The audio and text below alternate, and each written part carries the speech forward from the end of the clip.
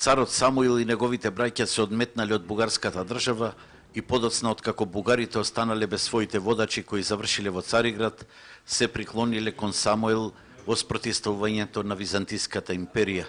Затоа не може Самуиловото царство да се смета за бугарско, рекоа македонските византолози на денешната научна трибина, што се одржа во Ресен, посветена на 1000 годишнината од смртта на царот Самуил и на битката кај Беласица. Изворите велат дека Самуил и неговите браќа замислиле одметништво после смртта на бугарскиот цар Петар.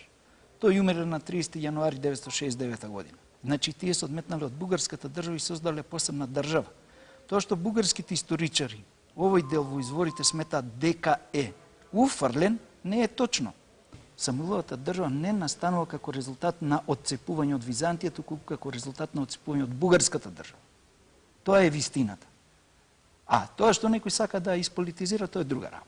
Учесниците на научната трибина добија силна поддршка од организаторите, локалната самоуправа на Ресен, за оваа иницијатива со која се прават обиди научно да се расветлат повеќе историски факти, дилеми и контроверзи што лепдат околу Самуиловото царство.